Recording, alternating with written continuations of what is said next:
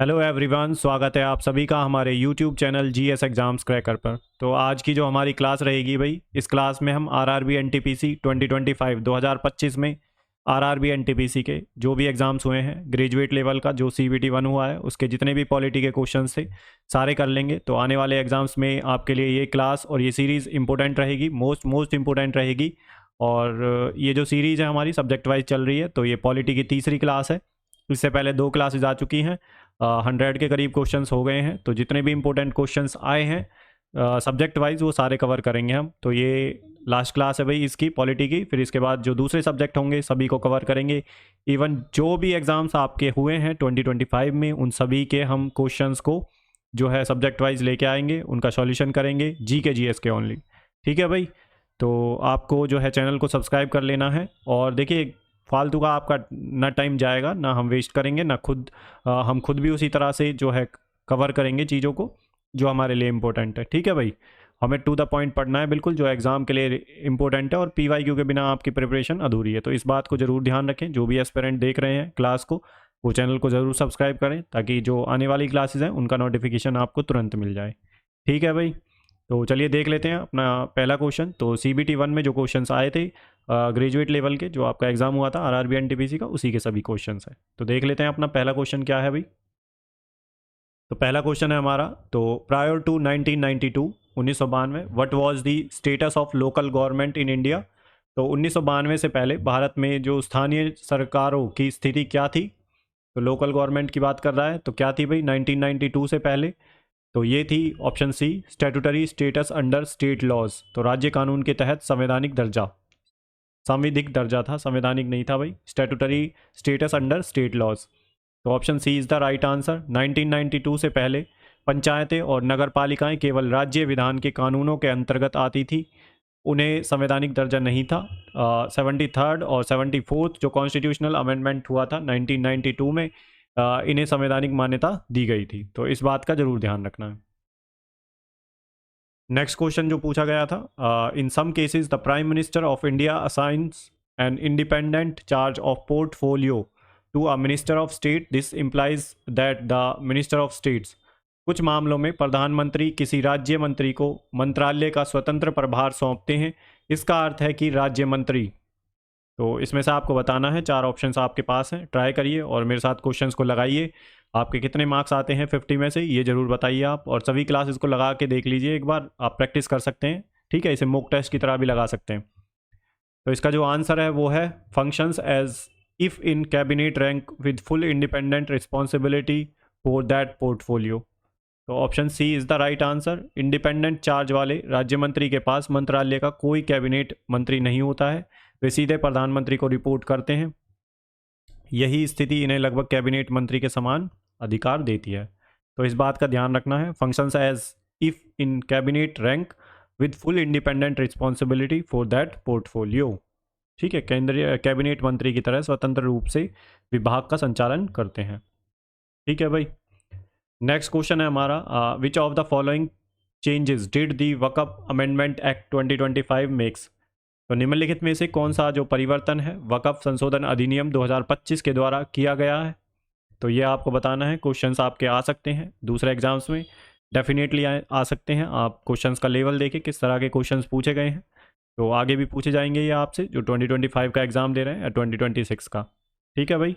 तो इसका जो आंसर है वो है added Muslim women to boards. तो इसका जो आंसर है वो है D, added Muslim women to boards. The Waqf amendment act 2025 made it mandatory for at least 2 Muslim women to have membership for the first time. Objective क्या है, to increase women representation and transparency in Waqf management. ठीक है भाई।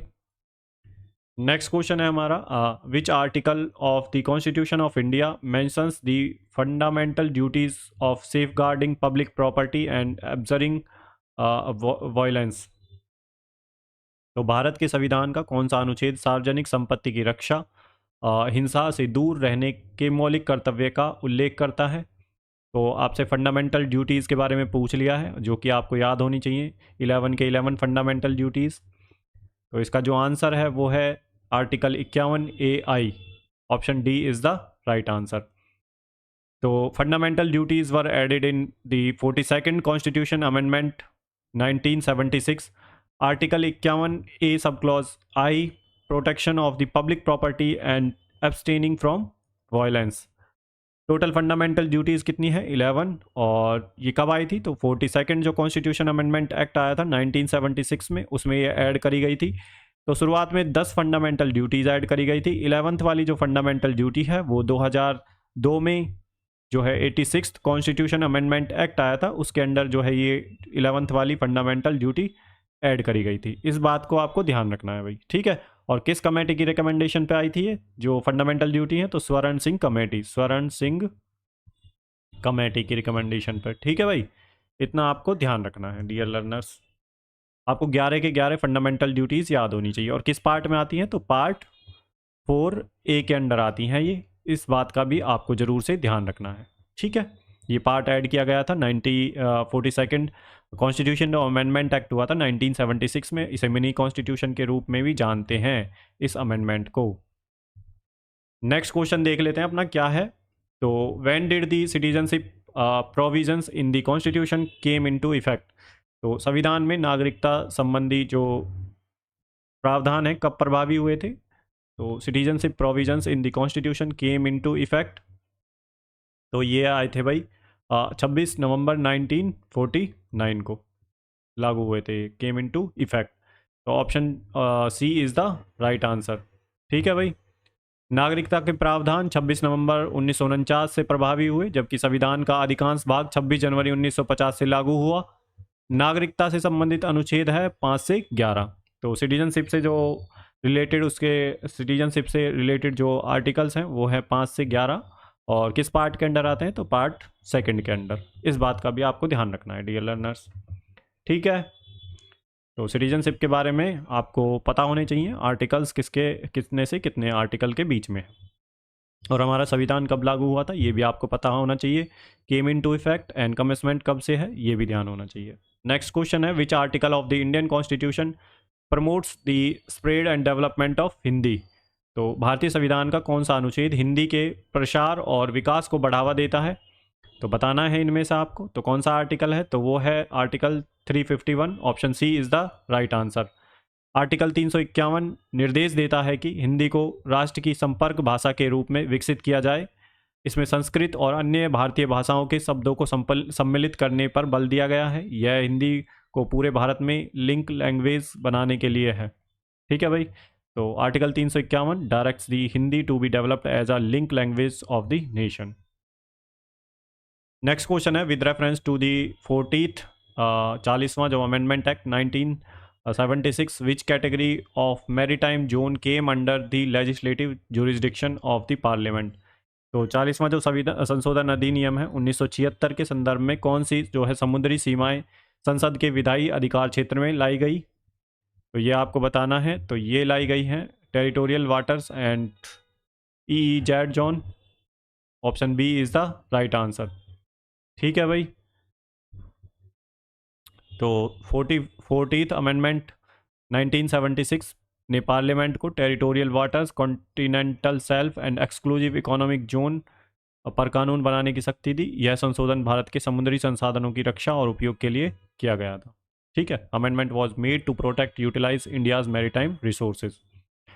EEZ की full form है exclusive economic zone.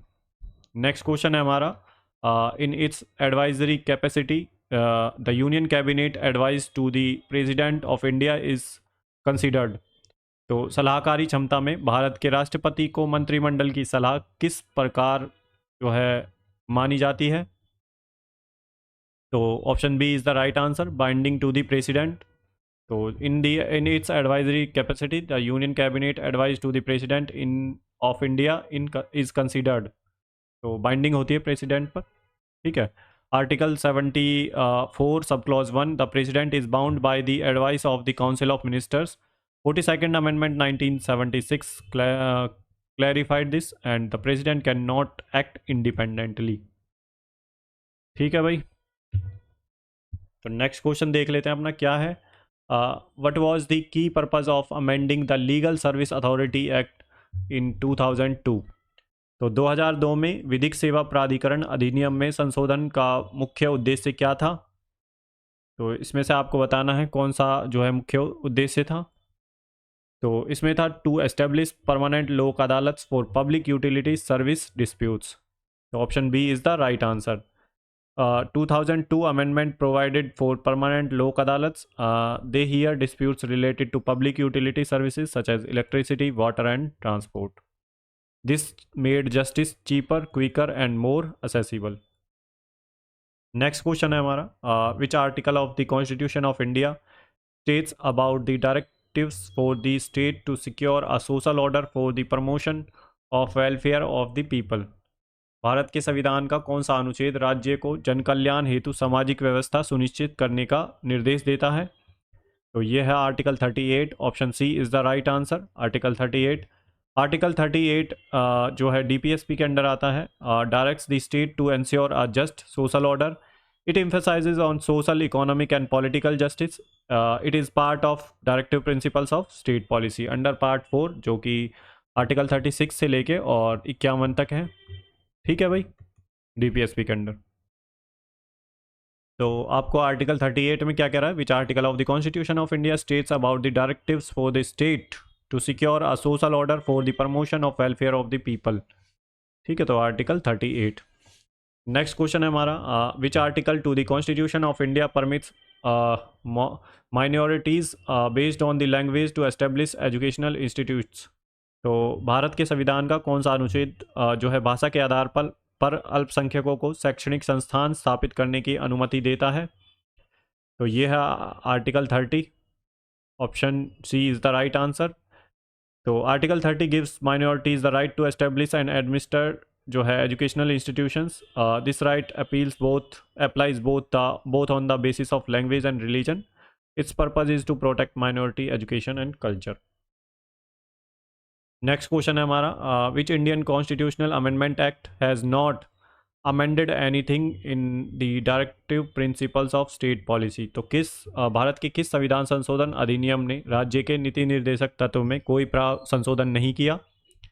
तो ये है आर्टिकल जो है option C 48th amendment act जो हुआ था। तो 42nd, 44th, 86th और 97th इसमें डीपीएसपी में बदलाव हुआ था। इन जो अमेंडमेंट्स है, 48 में कोई बदलाव नहीं हुआ था डीपीएसपी में। प्रेसिडेंट रूल इन पंजाब, तो 48 जो अमेंडमेंट है प्रेसिडेंट रूल जो पंजाब में लगा था उससे रिलेटेड है भाई। नेक्स्ट क्वेश्चन है, which article of the Indian constitution explicitly declares laws violating fundamental rights as void. तो भारतीय संविधान का कौन सा अनुच्छेद मौलिक अधिकारों का उल्लंघन करने वाले कानूनों को शून्य घोषित करता है? तो बताइए भैया आप। तो ये है article 13। Option D is the right answer. Supreme जो है article 13 states that any law which violates fundamental rights shall be void. This is considered to be the basis of judicial review. Supreme court and high court can declare such laws unconstitutional. ठीक है भाई, तो ये जो बात कर रहा है which article of the Indian constitution explicitly declares laws violating fundamentals rights as void. Next question है हमारा, how many times may the president of India ask the prime minister to have an executive recommendations considered by the cabinet. तो भारत का राष्ट्रपति जो है किसी कार्यकारी सिफारिश को मंत्रिपरिषद से कितनी बार पुनर्विचार करने के लिए कह सकता है? तो how many times president of India ask the prime minister to have an executive recommendation considered by the cabinet? तो ये ओनली वंस, केवल एक बार। Option D is the right answer. तो president can ask the council of ministers to reconsider only once. If the council of ministers gives its advice again then the president has to accept it. Binding हो जाता है president के ऊपर। Next question है हमारा, which article of the constitution of India prohibits the states from discriminating against the use of wells, tanks and places public entertainment. तो भारत के संविधान का कौन सा अनुच्छेद जो है राज्य को कुआं, तालाबों और सार्वजनिक मनोरंजन स्थलों का उपयोग करने में भेदभाव करने से रोकता है? तो ये बताना है। तो आर्टिकल 15 है भाई। Option A is the right answer. Article 15 prohibits discrimination against any citizen on the grounds of religion, race, caste जो है religion, race, sex, place of birth. It guarantees equal rights over public space and facilities. तो right to equality के under आता है right to equality. तो right to equality तो इसमें article 14 से लेके 18 तक है राइट टू इक्वालिटी। ठीक है, तो आर्टिकल 15 बात करता है use of wells tanks and place of public entertainment, state can not discriminate. ठीक है, तो नेक्स्ट क्वेश्चन है लोक अदालत प्रोसीडिंग्स आर। तो लोक अदालत की कार्रवाई किस प्रकार की होती है ये आपको बताना है। तो ये होती है conciliatory. Option D is the right answer. Lok Adalat proceedings are based on conciliation and compromise, no appeal is allowed, decision is final, objective, quick, cheap and informal justice. Next question है हमारा।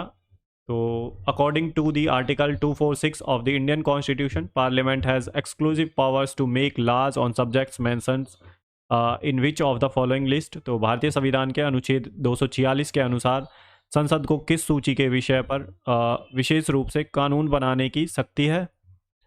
तो जो है यूनियन लिस्ट पर जो है कानून बना सकते हैं। Option D is the right answer. Article 246 provides the division of powers between union and states, जो कि है 7th शेड्यूल में दे रखी है। जो यूनियन लिस्ट है सब्जेक्ट जो है स्टेट लिस्ट है, कंकरेंट लिस्ट है, वो 7th शेड्यूल में है डिवीज़न ऑफ पावर्स का। ठीक है, तो ये आपको ध्यान रखना है। नेक्स्ट क्वेश्चन है हमारा reward for loyalty as a factor for ministerial selection in India refers to. तो भारत में मंत्रिमंडलीय चयन में निष्ठा के पुरस्कार का अर्थ है। तो ये है recognising and rewarding long standing support.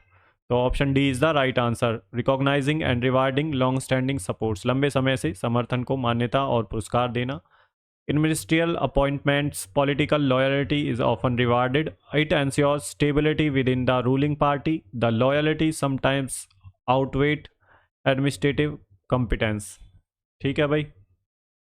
Next question है हमारा what was the cut off date for migrants to be eligible under the citizenship amendment act 2019 CAA। तो नागरिकता संशोधन अधिनियम 2019 CAA के तहत प्रवासियों के लिए पात्रता की अंतिम तिथि क्या थी। तो ये थी भाई दिसंबर 31, 2014। ठीक है, option B is the right answer.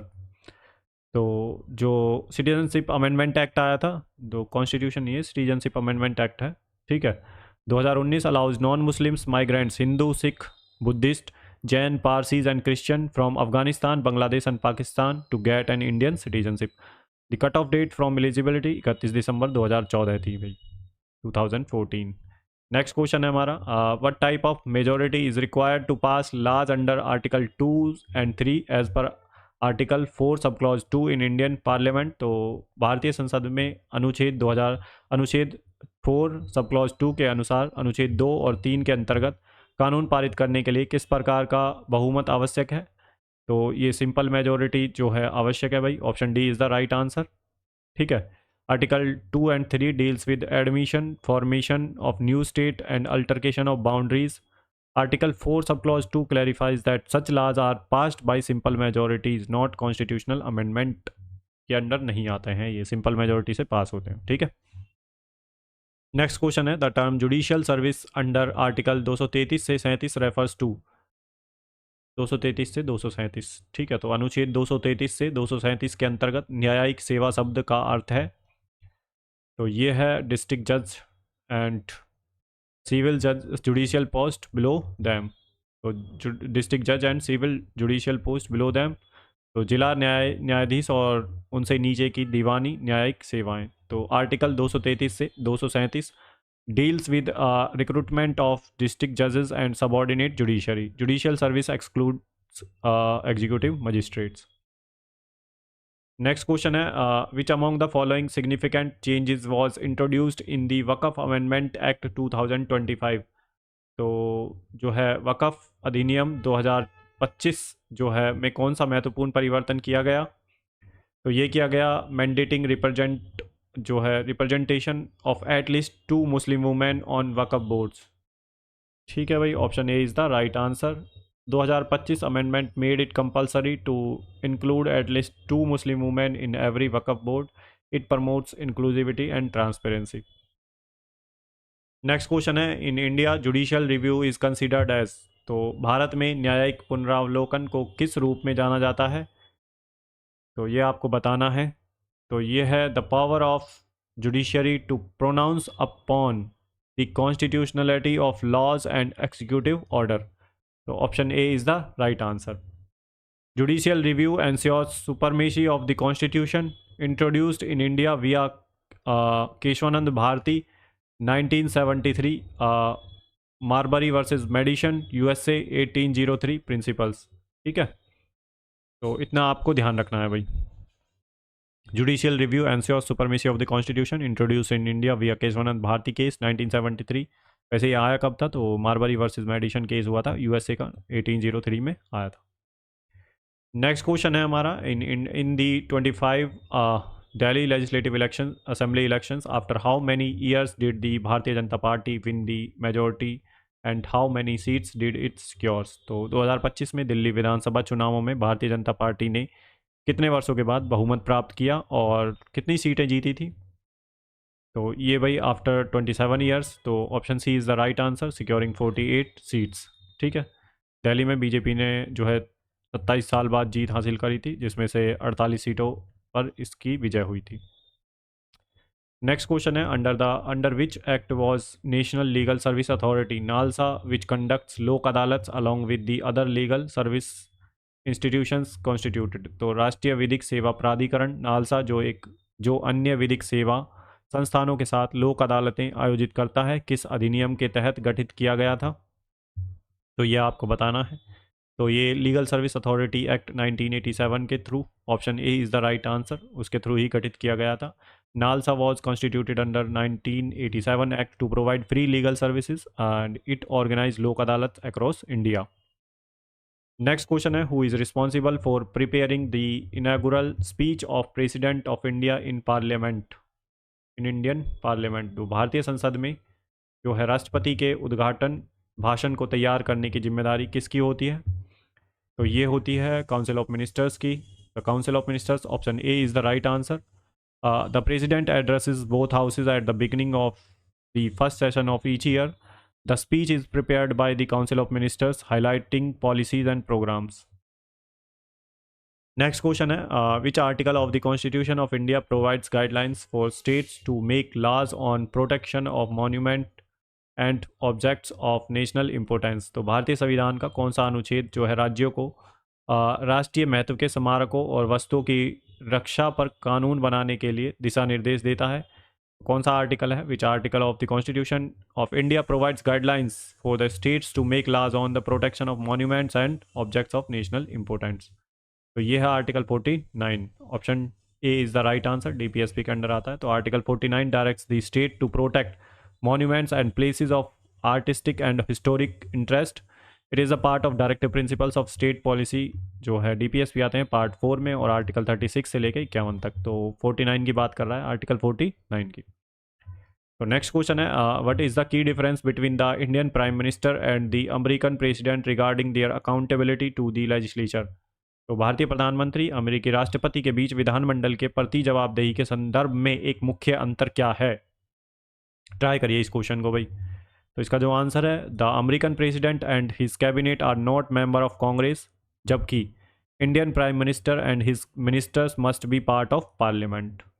तो US follows the presidential system separation of powers, but Indian system is parliamentary, PM and council of ministers must be member of parliament.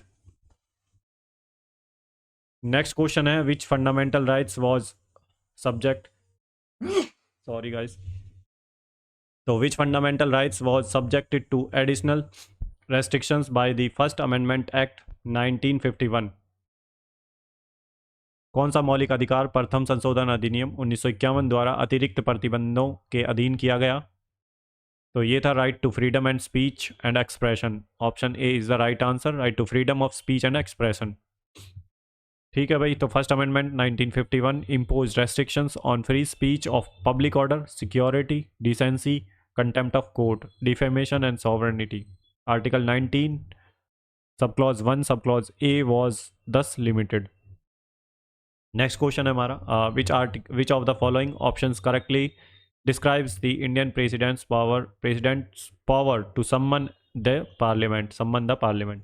तो भारतीय राष्ट्रपति की संसद को बुलाने की शक्ति को निम्नलिखित में से कौन सही रूप से वर्णित करता है?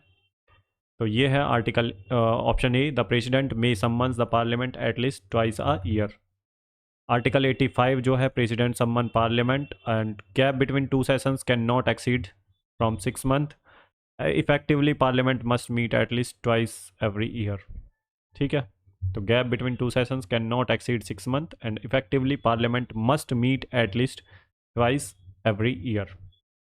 नेक्स्ट क्वेश्चन है, when was the protection of human rights act passed in India? तो भारत में मानवाधिकार संरक्षण अधिनियम कब पारित किया गया था? तो ह्यूमन राइट्स जो एक्ट है कब पास किया गया था भाई? तो ये किया गया था 1993 में। Option D is the right answer. Protection of human rights act 1993 established national human rights commission. It also provided for state human rights commission. Next question है, which article of the Indian constitution empowers parliament to regulate the rights of citizenship by law?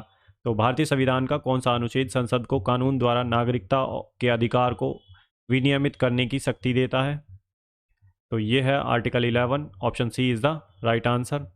ठीक है, तो article 11 allows parliament to regulate citizenship through legislation. Citizenship act 1955 is made under this article. तो ध्यान रखना है भाई ये। Next question है हमारा, which body primarily exercise the power delegated through article 243W of the Indian constitution? तो भारतीय संविधान के अनुच्छेद 243W द्वारा प्रदत्त शक्तियों का मुख्य रूप से प्रयोग कौन करता है? तो ये आपको बताना है। तो ये करती हैं municipal corporations. Option B is the right answer. Article 243W जो है empowers urban local bodies municipalities. 74th amendment act 1992 granted them constitutional status. तो म्यूनसिपैलिटीज़ को जो है कॉन्स्टिट्यूशनल स्टेटस कब मिला था? तो 74th अमेंडमेंट जो आया था उसमें मिला था 1992 में। नेक्स्ट क्वेश्चन है हमारा, विच of the following correctly describes the composition of the selection committee for the Lokpal? तो लोकपाल की चयन समिति की संरचना को निम्नलिखित में से कौन सही वर्णित करता है? तो ये बताना है आपको। तो ये है prime minister, Lok Sabha speaker, leader of opposition, chief justice of India and eminent jurist nominated by the president. Which of the following correctly describe the composition of the selection committee of for the Lokpal? Lokpal Selection Committee ensures representation of executive, legislature, judiciary, and an independent jurist. This avoids bias and ensures transparency. Next question है हमारा, what is the dual role of the highest judicial officer in a district? तो एक जिले में सर्वोच्च न्यायिक अधिकारी की द्वैध भूमिका क्या होती है? तो ये देखिए, डिस्ट्रिक्ट जज for civil cases and session जज फॉर क्रिमिनल केसेस। जो डिस्ट्रिक्ट जज होते हैं वो सिविल केसेस के लिए होते हैं और सेशन जज जो होते हैं वो क्रिमिनल केसेस के लिए होते हैं। The highest judicial officer in district is a district and session जज। The same officer performs both civil and criminal judicial functions. Next question है हमारा, the reports of the controller and auditor general of India related to the accounts of the state shall be submitted to whom among the following? तो भारत के नियंत्रक महालेखा परीक्षक की राज्य के खातों से संबंधित रिपोर्ट किसके पास प्रस्तुत की जाती है? तो ये गवर्नर के पास की जाती है भाई, कंसर्न स्टेट के जो गवर्नर होते हैं उसके पास। Option B is the right answer. CAG submits state audit report to the governor and governor places it before state legislature. Next question है हमारा, which committee was constituted by the government of India in 2018 to review the implementation of the rights to information act 2005? तो भारत सरकार ने 2018 में सूचना का अधिकार अधिनियम 2005 के क्रियान्वयन की समीक्षा के लिए किस समिति का गठन किया था? तो ये आपको बताना है। तो ये किया था जो है Satyanand Mishra committee. Option B is the right answer. This committee was headed by Satyanand Mishra, former chief information commissioner, and it was constituted in 2018 to review the functions of RTI। Next question है, which fundamental right is provided under article 19(1) sub clause G of the constitution? भारतीय संविधान के अनुच्छेद 19(1) के G के अंतर्गत कौन सा मौलिक जो है अधिकार प्रदान किया गया है? तो ये है right to practice any profession or trade. ठीक है भाई, और जो है 19(1)(g) के अकॉर्डिंग, तो right to practice any profession of or trade. तो 19(1)(g) allows every citizens to practice any profession or trade subject to reasonable restrictions in the interest of public order, morality and health। Next question है हमारा, in the context of Indian polity the term zero hour refers to. तो भारतीय राजनीति में के संदर्भ में शून्यकाल का अर्थ क्या है? तो ये है time immediately follow the question hour in a parliament. Option A is the right answer, time immediately following the question hour in the parliament. Zero hour starts after question hour in both house of parliament. It is not mentioned in the constitution और rules of procedure में mention नहीं है। तो zero are जो है question are के तुरंत बाद होता है। नेक्स्ट क्वेश्चन है, who among the following is responsible for making an oath और affirmation to members of parliament in India. तो भारत में संसदों को जो है शपथ या प्रतिज्ञान कौन कराता है? तो ये कराते हैं president ji. Option B is the right answer. Article 99, every MP must take oath before taking seat. Oath is administered by president और the person appointed by him. Next question है, under the article 321 of the constitution the parliament may by law extend the functions of which body. संविधान के अनुच्छेद 321 के अंतर्गत संसद किस निकायों के कार्यों का विस्तार कर सकती है? तो ये है union public service commission, article 321। ठीक है, तो option B is the right answer. Article 321 empowers parliament to extend UPSC's functions, और UPSC deals with recruitment and service under the union and states. Next question है हमारा, the appointment of a person as a minister who is not a member of parliament requires him to be elected nominated within how many months. संसद न होने पर मंत्री बनाए गए व्यक्ति को कितने महीने के भीतर निर्वाचित नामित होना आवश्यक है? तो ये है 6 मंथ का टाइम होता है। तो एज पर आर्टिकल 75 जो है सब clause 5, 75 sub clause 5, a minister not MP must get elected within 6 month else he ceases to be a minister. Next question है, who among the following administers the oath of office of president of India. भारत के राष्ट्रपति को पद की शपथ कौन दिलाता है? तो ये चीफ जस्टिस ऑफ इंडिया है जो शपथ दिलाते हैं। Option B is the right answer. Article 60 president's oath is administered by CJI and in absence of CJI, the senior most judge of Supreme Court administered oaths. Next question है, which fundamental right is described as the heart and soul of the Constitution by doctor Bhimrao Ambedkar. तो doctor Bhimrao Ambedkar ने किस मौलिक अधिकार को संविधान की आत्मा और हृदय कहा है? तो ये है राइट टू कॉन्स्टिट्यूशनल रेमेडीज, जो आर्टिकल है वो 32। तो option C is the right answer. Article 32 gives the right to constitutional remedies. Ambedkar called it for heart and soul of the constitution. Next question है हमारा, what is the maximum strength of Lok Sabha as provided by the constitution of India. तो भारतीय संविधान के अनुसार लोकसभा की अधिकतम सदस्य संख्या कितनी है? तो ये है 552। Option A is the right answer. Article 81, maximum strength of the Lok Sabha is 552। 530 members state से होते हैं, 20 यूनियन टेरिटरीज से होते हैं, और 2 नॉमिनेटेड हैं बाय प्रेसिडेंट एंग्लो इंडियंस, जो कि अब ख़त्म कर दिया है ये वाला प्रोविज़न। ठीक है, 2020 में। तो 530 स्टेट से और 20 फ्रॉम यूनियन टेरिटरीज से। नेक्स्ट क्वेश्चन है हमारा, the Panchayati Raj system was given constitutional status by which amendment of the constitution. तो भारतीय संविधान में पंचायती राज प्रणाली को संवैधानिक दर्जा किस संशोधन द्वारा दिया गया था? तो ये दिया गया था 73rd अमेंडमेंट।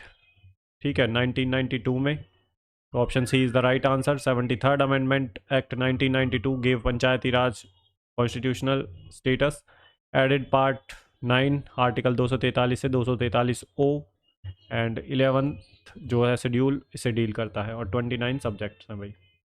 ठीक है, नेक्स्ट क्वेश्चन है हमारा 47, विच of the following statements about the supreme courts writ jurisdiction is correct. तो सुप्रीम कोर्ट के रिट अधिकार क्षेत्र के बारे में निम्नलिखित में से कौन सा कथन सही है? तो ये है, it can only be invoked for enforcement of fundamental rights. Article 32 gives the supreme court power to issue writs for the enforcement of fundamental rights. High Court under Article 226 can issue writ not only for fundamental rights but also for other legal rights. This makes the writ jurisdiction of the Supreme Court narrower compared to High Courts. तो इतना आपको ध्यान रखना है भाई. Option A is the right answer. It can only be invoked for enforcement of fundamental rights. Next question है हमारा 48. Which directive principles of state policy is not added by the 42nd constitutional amendment act of the constitution of India. तो भारतीय संविधान के 42वें संशोधन अधिनियम द्वारा कौन सा राज्य के नीति निर्देशक तत्व जोड़ा नहीं गया था. तो ये आपको बताना है. तो ये है promotion of democratic control of cooperative societies. Option B is the right answer. Promotion of democratic control of cooperative societies. 42nd Amendment Act 1976 added DPSP like environment protection, free legal aid and workers participation in management. Democratic control of cooperative societies जो add किया गया था 97th constitutional amendment act हुआ था 2011 में, उसमें add किया गया था. ठीक है भाई. तो नेक्स्ट क्वेश्चन देख लेते हैं. How among the following has the authority to specify an urban area as a large urban area और अ स्मॉल अर्बन एरिया और a transitional area in a state. तो राज्य में किसी शहरी क्षेत्र को बड़ा शहरी क्षेत्र, छोटा शहरी क्षेत्र, संक्रमण क्षेत्र घोषित करने का अधिकार किसके पास है. तो ये है गवर्नर ऑफ द स्टेट्स. तो option D is the right answer. As पर 74th Constitutional Amendment Act 1992, Governor has the power to classify urban area. This includes declaration of area as a municipal corporation, municipalities and transitional area. It helps in proper implementation of urban local governance. Next question है हमारा. The Waqf Amendment Act 2025 introduced which significant change to the composition of Waqf Board. तो वक़फ़ संशोधन अधिनियम 2025 ने वक़फ़ बोर्डों की संरचना में कौन सा महत्वपूर्ण परिवर्तन किया. तो inclusion of non Muslim members. तो option C is the right answer. ठीक है भाई. The Waqf amendment act 2025 made the board more inclusive by for allowing representation of for non Muslims. Earlier only Muslims were allowed in the Waqf board. This change aimed to ensure transparency and accountability in Waqf property management. ठीक है भाई. तो dear learners, यहाँ पे हमारी जो है polity के जितने भी क्वेश्चंस थे कंप्लीट जो है पॉलिटी के क्वेश्चंस, पॉलिटी जो हमारी पूछी गई थी आरआरबी एनटीपीसी में, आरआरबी एनटीपीसी 2025 के सीबीटी 1 में. ठीक है. ग्रेजुएट लेवल में जितने भी क्वेश्चंस पूछे गए थे पॉलिटी के हमने सारे कर लिए हैं. अब इसके अलावा दूसरे सब्जेक्ट्स के हम स्टार्ट करेंगे. देखता हूँ मैं कौन सा सब्जेक्ट देखेंगे, उसके भी कंप्लीट करेंगे जो भी इंपॉर्टेंट होंगे. इसके अलावा एसएससी सीजीएल के जो भी पीवाईक्यू होंगे सारे कर देंगे. स्टेनो का भी आंसर किया ही है, उसके भी जितने भी क्वेश्चंस ऑप्शन पे ध्यान नहीं देंगे. जितने भी क्वेश्चंस जिस तरह के पूछे गए हैं वो क्वेश्चंस देख लेंगे. बाकी और भी जो एग्ज़ाम्स होंगे 2025 में जितने भी एग्ज़ाम्स हुए हैं सारे सबके पीवाईक्यू करा दूंगा. और मैं नोट्स बना रहा हूँ भाई, हैंड रिटन नोट्स सभी सब्जेक्ट्स के. ठीक है. तो उनके थ्रू ही मैं पढ़ाऊँगा भाई. मेरे को ज़्यादा ये टेक्निकली बहुत ज़्यादा ये सब आता नहीं है. ठीक है. पीपीटी और कैसे पीडीएफ में कन्वर्ट करें, तो मैंने सोचा है कि भाई हैंड रिटन नोट्स खुद से लिखेंगे और फिर बच्चों को पढ़ाएंगे. तो भाई आप चैनल को सब्सक्राइब कर लें अगर नहीं किया है तो. और एफर्ट कैसे लग रहे हैं, लाइक शेयर सब्सक्राइब ज़रूर करें चैनल को और अपने दोस्तों के साथ शेयर करें. और अगर क्लास पसंद आती है तो अपने जो रिव्यूज़ हैं, कोई सजेशन है तो वो कमेंट बॉक्स में दे सकते हैं. क्लासेस डेली रहेंगी और आपको टू द पॉइंट जो है सब्जेक्ट से रिलेटेड जो भी चीज़ें होंगी वो सारी आपको यहीं पे मिलेंगी. ठीक है. टेलीग्राम चैनल को ज्वाइन कर सकते हैं फर्दर अपडेट्स के लिए. जो भी आपको फर्दर अपडेट्स मिलेगी टेलीग्राम चैनल पे मिल जाएगी. ठीक है. लिंक डिस्क्रिप्शन में दे दूंगा उसका. तो चलिए भाई मिलते हैं नेक्स्ट क्लास में. ध्यान रखिए अपना.